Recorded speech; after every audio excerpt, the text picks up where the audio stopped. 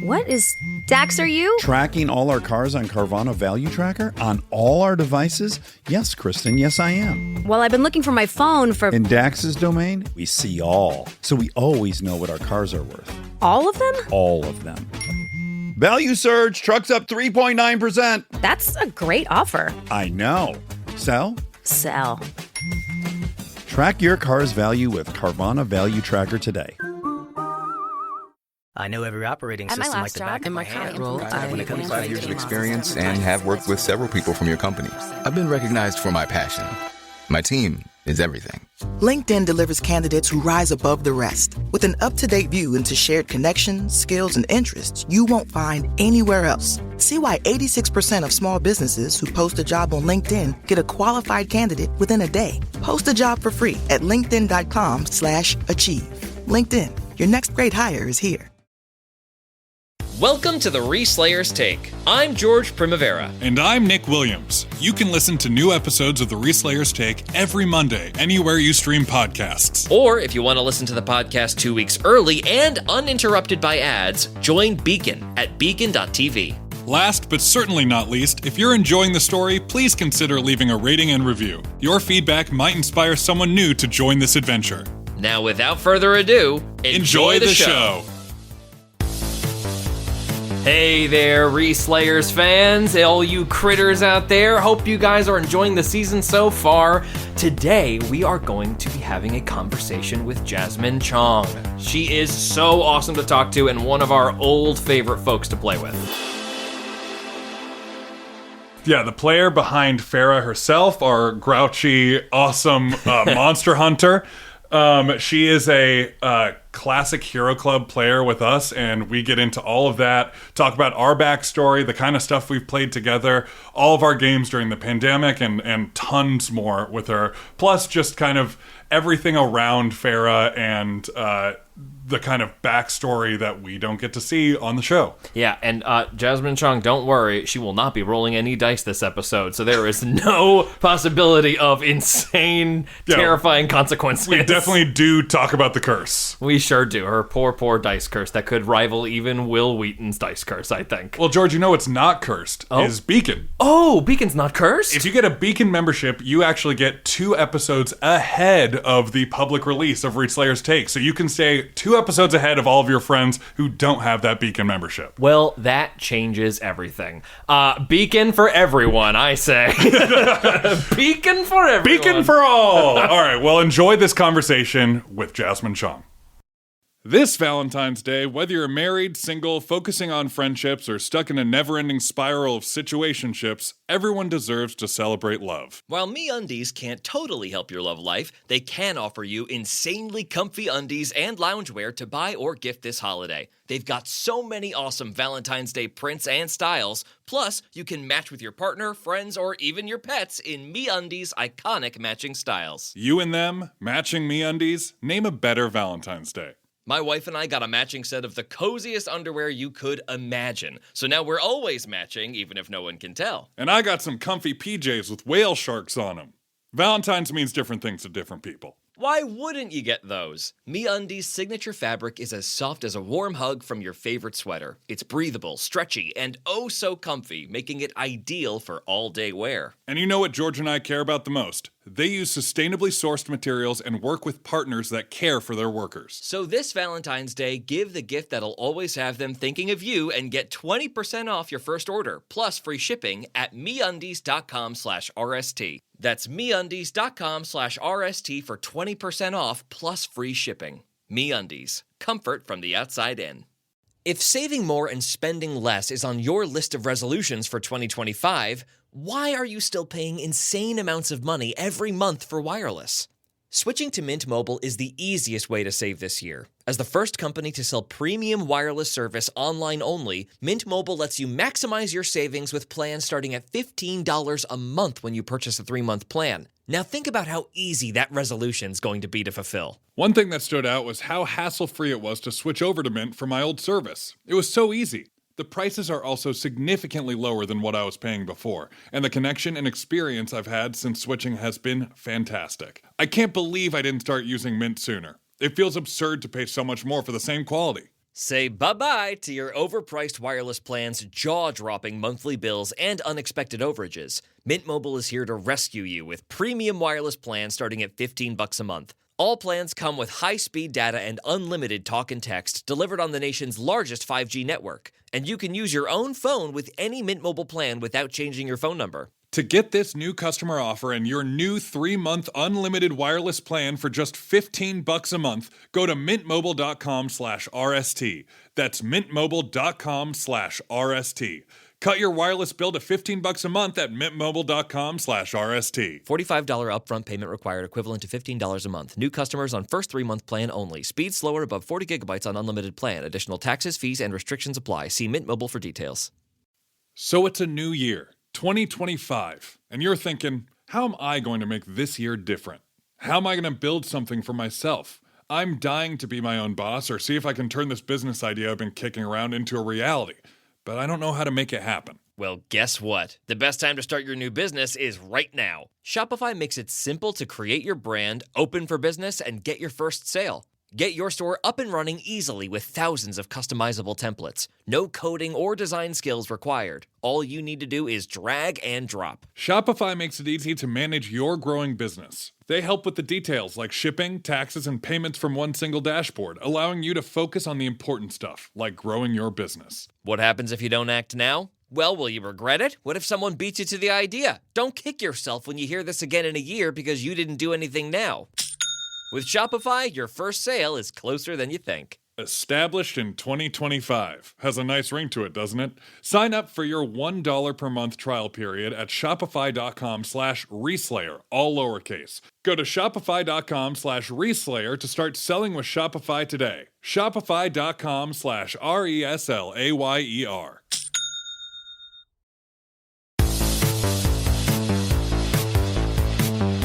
What's up, everybody? George and Nick here, and we are talking to Jasmine Chiong today. What's up, Jasmine? Not much. Just recorded some episodes. Yeah, I know. We sure did. We're in the thick of it.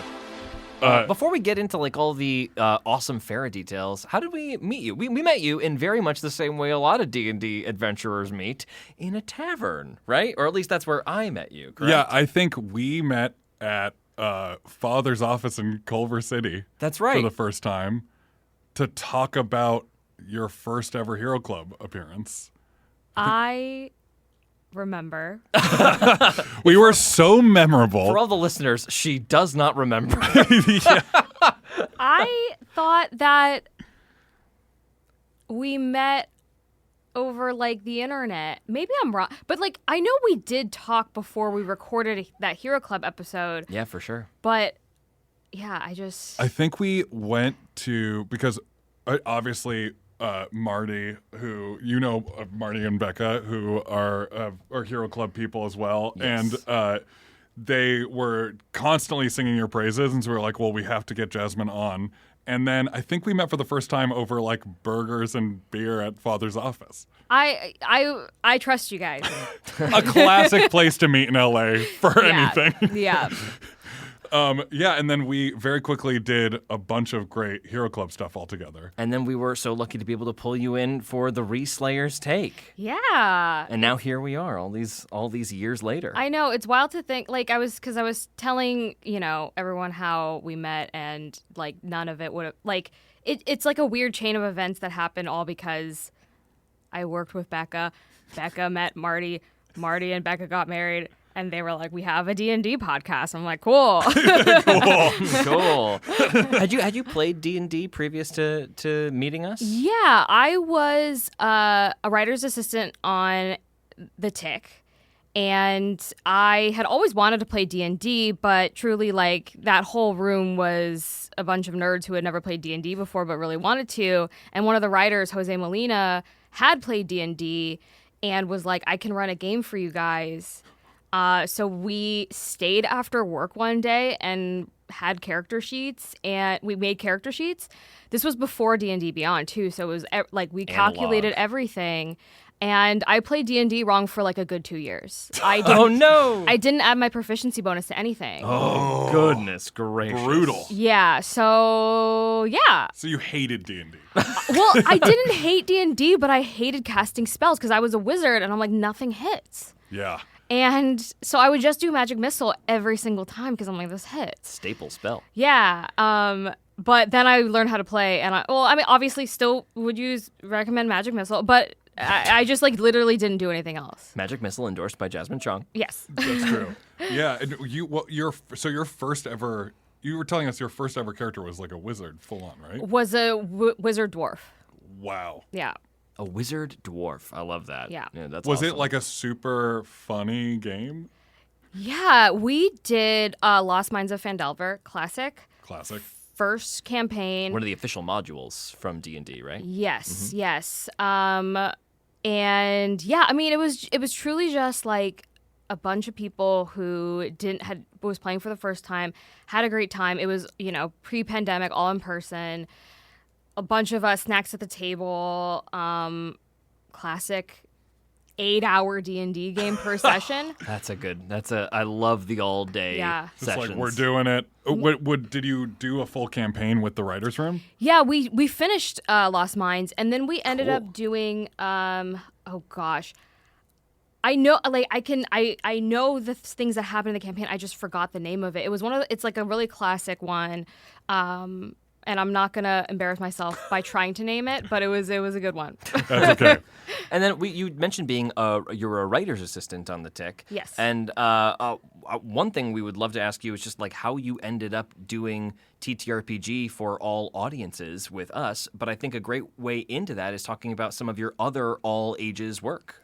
Yeah, it's funny because I was not doing all ages. I wrote an episode of Future Man, and if anyone knows Future Man, it is not all ages. Certainly couldn't be farther. Yeah, couldn't be farther away. Couldn't be farther. But I had been living in, with the Tick and Future Man, I'd been living in sort of the genre comedy space.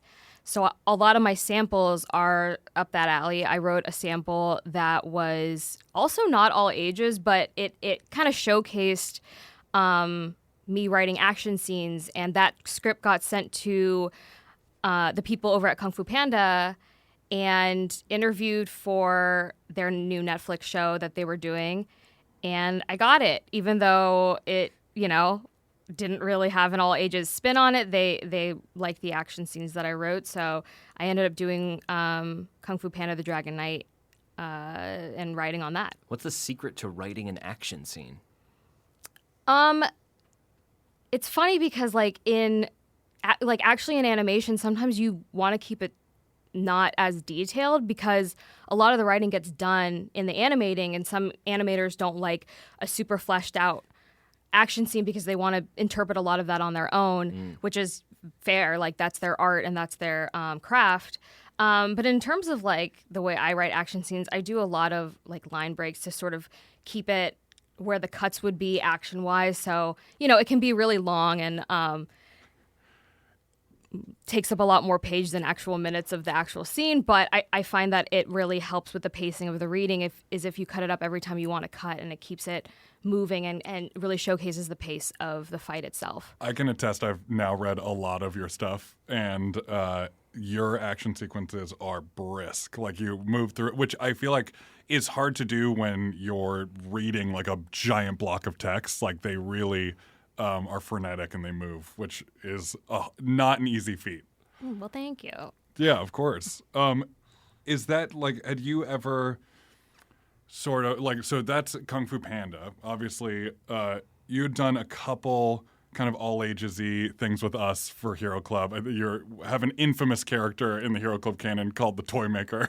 Yes, the Toy Maker. Yeah. My first NPC with you guys, I think. I think so. Yeah. Mm-hmm. After playing a campaign with us. And then we worked together to, you brought us Farah. And we rooted Farah in Exandria. Do you want to talk a little bit about the conception of Farah? Yeah, with Farah, I just felt there wasn't a lot of older characters in... I just feel like, people might shy away from that. Not that they don't exist, but I certainly hadn't made like an older character, but I don't know. I kind of like the idea that, this was someone who is very competent, but is also very aware that her expertise might be shifting in a different direction because of her age and because of just the amount of experience that she's had. And I think, a lot of people can sort of relate to that even, into their 20s, 30s, and 40s is like, you're not the same person as you move through the years, and your skill set might not be in the same place as it once was before, like athletes who then coach, right? Like, I think that's sort of where I wanted to go with her. And I thought that was like a really interesting thing to have a character whose class maybe didn't quite reflect in her stats, because that's just something that she's moved away from a little bit. That's sort of like a big element of this is often we'll hear Farah roll on the lower side, and I will say that is a little bit because you built an optimized character for the specific class, but it is also because you have probably the worst dice luck I have ever seen. Yes. I am known for this. I did as you guys know, 2-year campaign for Hero Club on Twitch, and I played a halfling because I knew I roll very badly. So halflings have that very fun ability, the luck point, basically, where you get to, or you just get to re-roll when you roll a 1, right? Yes. Yeah. Yes. So nice. It is very nice. I think I got away with not botching at all. I maybe botched once because I re-rolled and it got another 1, but it's very necessary for me. So coming off of that and playing Farah, who is not a halfling. Yeah, it shows. It shows. But it is. I think it's such a awesome choice to make her a less optimized character statistically, because I think that so few people, I don't know, when we've run games kind of like for fun in the past or like during the pandemic and everything, and I feel like a lot of people are just all about optimization. They're like, okay, how do I like put out the most damage? How am I going to hit every single time? And to lead with your backstory and your rich character is such a more interesting and more fun choice. Like, I personally really like the headcanon that Farah's stats were probably optimized when she was like 20, and then it like all shifted. And now it leads you to these incredible moments where instead of always getting the bullseye, you're the one who says, I know what that ghost is. I've seen that. And you get those incredible moments where, like, literally everyone is running in blind to, like, a giant crazy thing that we made up. And you get to be like... that we made up. that we made up. And, like, they don't even have context in, like, in the player handbook, beast manual. But you get to be the person to give that context, which I really like. Yeah, and I think it optimizes a different part of the Blood Hunter class, which, you get advantage on, whatever you specialized in. And, so I still get to, minus the really bad rolls, optimize a different side that maybe other people might not think to optimize for it. Yeah. D&D itself is such like a combat heavily like focused game. A lot of people will miss those secondary class features that are so dependent on that like secondary ability score. A thing I hear all the time with fighters is like, oh, you got to have strength or dexterity. Those are the two most important things. But then you miss out on like a fighter being smart. And, a fighter having high intelligence and being able to determine what it is they're walking into. And you don't even need to follow those like battle master subclasses that give you those features. You can just roll high and do well on those types of things. Yeah. Totally. What's like your favorite thing that you've learned through Farah about this campaign? Anything like that you were psyched that Farah was able to research or able to identify that sticks out to you? I think that it's really cool kind of going into a fight and just sort of that's sort of the first thing I do is be like, have I seen this before? You know? Something you don't hear on the microphone is every single time before Jasmine rolls any kind of knowledge check, she asks, Fae Fiend or Undead? Because she gets advantage on those checks. I do get advantage of this. And like whenever I get the confirmation it is, I get very excited because again, my dice rolls are very bad. So rolling 2 dice is better than 1. It's a real mitigator. That's the T-shirt I want. Is Fae Fiend or Undead? Fae Fiend or Undead? Yeah, I mean, if I would make that shirt, I would wear that. And I would just point to it instead of asking George. I would just be like, Is it? Yeah. I think having that skill set is really fun, and getting to do research. Because I also have the Sage background, so I, have that double research whammy. buff. Yeah, and, the Vasselheim Library is a great resource. So, yeah, I think it's, like, cool. Support your public library. Yes, please.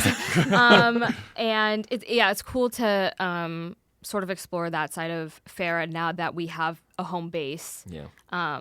Whereas, before it was sort of like we were out and about. And, yeah, it's cool to, like, be settled a little bit. Maybe not... she's not feeling settled, but physically she's settled. In these most recent episodes, you've been able to make a lot of use out of that downtime. Yes. Now, speaking of like Farah's kind of unsettled past, we, in the episode right before this, or pretty quick to right before this, we talked to you just barely eked out that Farah lost all of her money. Yes. And that's her biggest regret.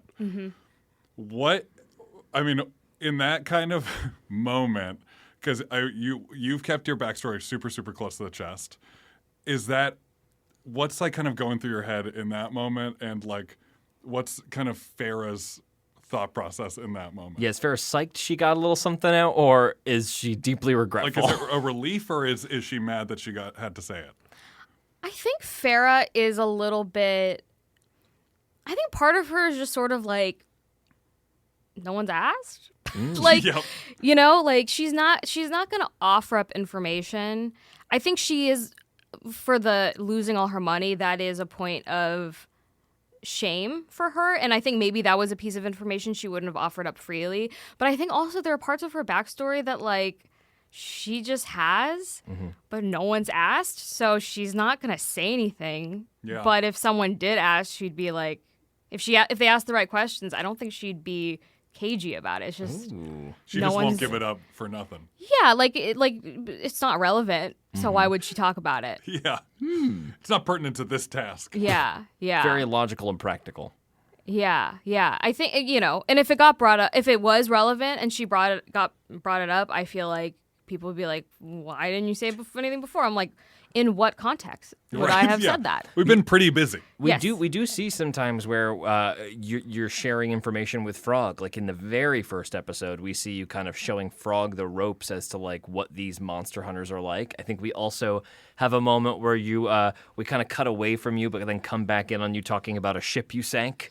So your exploits are certainly something you're willing to talk about. Yeah, I think Farah is proud a little bit of certain aspects of her past, and she might be coloring it in a way that makes her look better. But don't we all? Of course. Of course. You're the hero of your own story. Exactly. Yeah. What's the thing you love most about Farah? I really like that she is just who she is. Like, she's not, she's lived so much life, and I think... I mean, I'm like 32. I can't like speak to the whole experience and depth of life, and I won't claim to. But I do think like as I've gotten older, I've sort of been a little bit more comfortable with myself, and also not like overthinking things too much. Like at the end of the day, I'm like, it doesn't matter. And I think Farah is very much that way to the extreme. Maybe like to her detriment, or, she can be a little too blunt at times. But I think like I want to try to embody that sort of like, at the end of the day, like, does it matter? Yep. Doesn't matter. Does anything matter?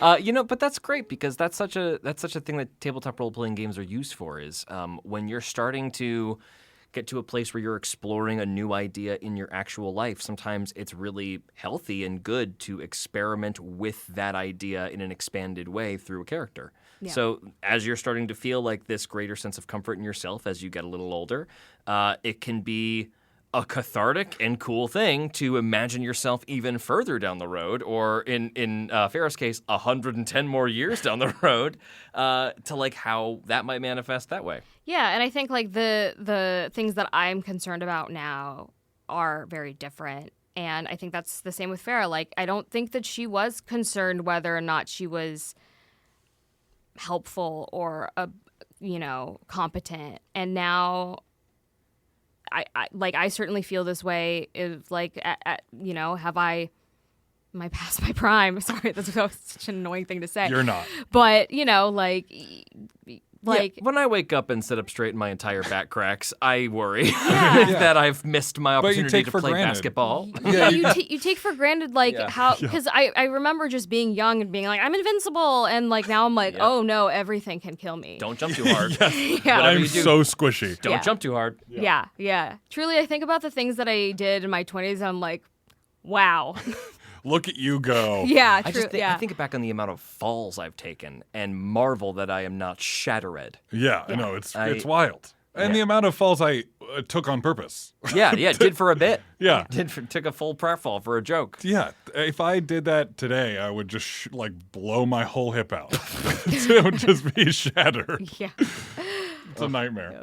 What's something you're looking forward to learning more about Farah? Because obviously you know all about her backstory because you're the author of it. But, when we make these characters, sometimes we're always looking for new things to discover. Anything that comes to mind?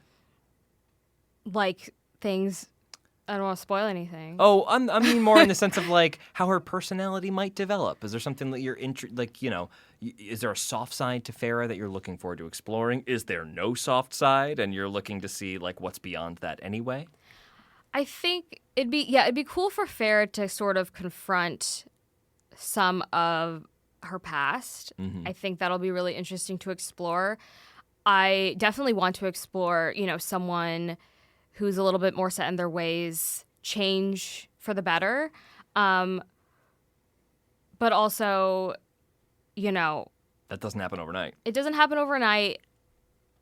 But at the end of the day, too, like, what does regret get you? And having to move forward rather than looking back. And yeah, I'm excited for her to deal with some things in her past, but also keep in mind, like, it happened and she can't change that, but there's more to come. More to come. Yeah, we really love the idea of that kind of, that third, like, the third act being the best act, for that kind of, like, I think when we, we've talked about this, like, but when we find Farah, she's kind of like adrift a little bit. And it's interesting to see how that kind of person gets remoored into a different circumstance and what that looks like. Yeah, when we have Frog come up and sort of interrupt Farah's first instinct is to move away. Yeah. Is there something, what's Farah's trust process like? To not. How does that's a very That's the whole initially, process. What's the process of Farah deciding to trust someone? Because even though there might be a limited trust with these people that you have found yourself in a team of party members with, there's certainly at least a little bit of trust that they're going to have your back as you enter a dangerous combat scenario together. Yeah, I think a lot of actions speak louder than words for her. So, the fact that, they've not let her fall or picked her back up when she has fallen is much more important to her than words, which I think she, in her life has probably heard it all. So yeah, I think that is sort of where she places her trust is like in the actions of people. But I think she's also, if someone stabs her in the back, why spend time on people who don't deserve it? Preach. Preach, dude. I agree. I think it's I think those are all really, really great things to explore inside of a character, especially in an all ages show like this. I think they're all really valuable things to to stretch out and touch. They really those are big ideas that everybody experiences. It's just humanity. For sure. It's funny to see. I know this is quite a few episodes ago, but when the aboleth is the reflection aboleth is giving you all those visions, and your vision is encountering your younger self. The first reaction to seeing your Monster Hunter Prime self is, "Gods, you're annoying." Yeah. I mean, doesn't everyone think that? They look back and they're like, "Oh no." Oh yeah. Look back at my old Facebook statuses. Yeah, Oh, it's God. embarrassing. But what's funny is I was kind of combing through some old tweets, and there are some things that I am proud of, and it's that I tweeted a lot about Great British Bake Off. Like, truly. Congratulations. Every time I'm Great British Bake on guys, let's go. But yeah, no, Let's go. let's go. Hey guys, 20 more years of Great British Bake Off. Isn't that the reaction that everyone has? GBB gang. Yes, 100% it's the reaction I have. But it's so funny too, because I think I look back on a lot of that, and the Facebook archive is. It's a dark well to go down. Yeah, and also too, a lot, because the status updates for Facebook back in the day was truly Jasmine is. So Yeah. they weren't even hey, I'm sharing my birthday party. It was Jasmine's eating. That was truly what we did. Can you imagine that? When okay, everybody gather around the campfire as these three elderly people tell you a story of social media's origin. There used to be a graffiti wall. People used to have an honesty box, and all your friends would dump hateful messages into it, and you couldn't tell who Make sent you them. feel horrible. Oh God, it was a horrible landscape. It was. Yeah. The top 8. Do you remember top 8? Oh, when you would rank your friends? Yes.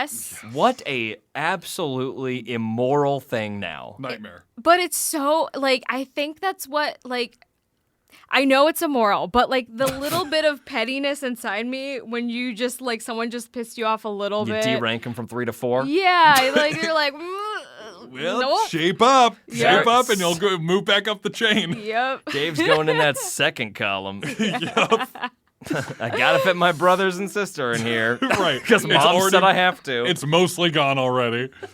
Oh yeah. No, the Nick is blank thing is the most cringy thing ever. Totally. Because it was trying to fit in the description of what you were doing, but in the context of that. So it's Nick is having a really great time over here watching this movie with my friends. You're oh man, dude, what are you doing? Yeah. What? It was truly I know it's probably it's a different beast now, but social media back then was just sort of I don't know. It was, but there's all I don't know. It was so bizarre. But I mean, that's kind of what is happening now, right? Be real. It's Oh yeah, we're finding our way back to it in a fun cyclical Life way. finds a way. Yeah. Finds a way to keep sticking around. Yeah. What would old Farah is status be?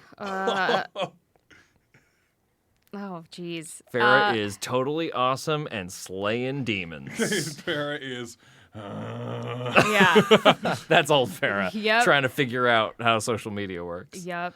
I think she is the person who is how do I connect my Netflix account to my Apple TV?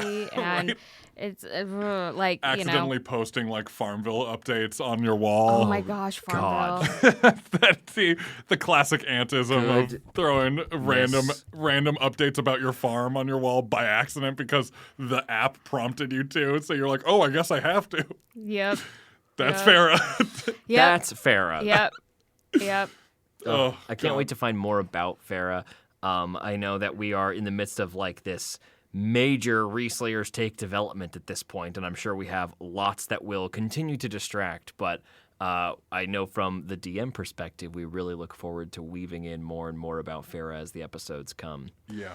There is a really, really rich well to pull from in Farah's backstory that has yet to be touched. So Yes. get ready for that. Get ready. Is there anything that you hope that Farah gets to do again that maybe she once did when she was younger, to revisit? Oh, I would love to do a naval battle. Oh, a naval battle. A la cannons and broadside and all that good stuff. Yep, and like having someone up in the bird's nest and like different. Yeah, I just think I've done a couple of them before, and they're just really fun. As a DM, I have run several naval battles, and they are very fun. Yeah, they are, and I think it would be very fun to explore that at some point. Yep. We'll see when we get out to the Great Big Blue, but we'll put that's definitely on our radar as well. Yeah, I mean, plenty of ghost ships out there. Yeah. Ooh, ghost ships. Jasmine, thank you so much for joining us. Where can people find you? On the internet. The internet. Internet. I am FlexerJ on Instagram. How do you spell that?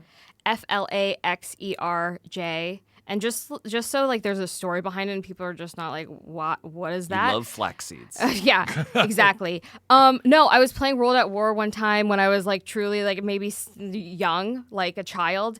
Didn't know how to change the name, so I just pressed a bunch of buttons. So it went from Player 3 to Flaxer, and that's so funny. And that's just been my gamer tag ever since. That's great. So I kept it. And and then the only other social that is different is I am EL_Jasmine, JASMINE on Twitter. Well, everybody go check that out. And Jasmine, thank you so much for talking to us about Farah and everything else. And there is much more to come. Yeah, there are some big reveals to come with Farah, so keep listening, and we'll catch you next time. Enjoy this episode. Say good luck to our party when they fight this mummy. Yikes. See you next time. See you next time. Bye-bye. Bye. All right, well, that'll just about do us. Thank you so much for listening. If you liked hearing us talk about the Reslayer's Take, then make sure to tune in next week and find out what happens next in the story. And if you don't want to miss it, be sure to follow the show wherever you listen to any podcast. Thank you again, and we will see you next time. The Reslayer's Take is a MetaPigeon production in partnership with and distributed by Critical Role Productions, developed in association with Hero Club.